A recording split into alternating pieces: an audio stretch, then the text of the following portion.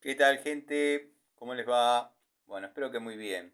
Nuevo video de Siciliano en su taller. Video cortito, pero cortito de verdad. Simplemente para aquellas personas que a raíz del video de anoche me comentan, me preguntan si tengo un laboratorio que puedo medir una herramienta a 1000 volts, les suena inverosímil. Bueno, eh, sepan entender los amigos que sí saben de esto, que por ahí hay gente un poco ignorante en lo que es cuestión de electricidad, de electromecánica y demás. Pero bueno, eh, en base a este transformador, como he comentado varias veces, yo puedo elevar los 220 de corriente alterna que ingresan al primario.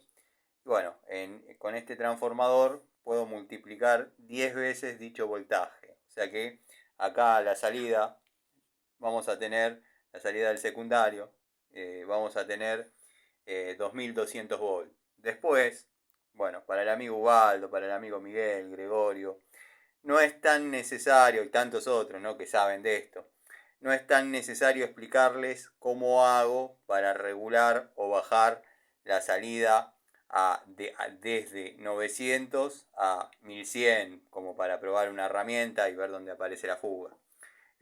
Bueno, pero hay gente que por ahí no conoce y le resulta increíble e inverosímil que esto se pueda lograr, pero yo con este transformador he llegado a medir 2200 volts. Así que bueno, nada, les mando un saludo, espero que anden bien y recuerden que todo esto se puede obviar porque existe un ente externo que ya certificó las pruebas y anda todo bien y desde ya que no voy a realizar ese ensayo. ¿No? Pienso realizar ese ensayo.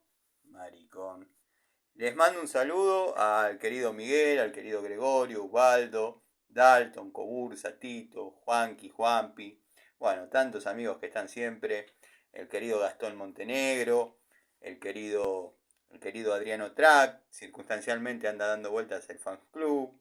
Así que nada, bueno, después, quizás para los muchachos incrédulos, los que descreen, les cuente cómo hago para regular la salida de tensión, como para poder probar las herramientas.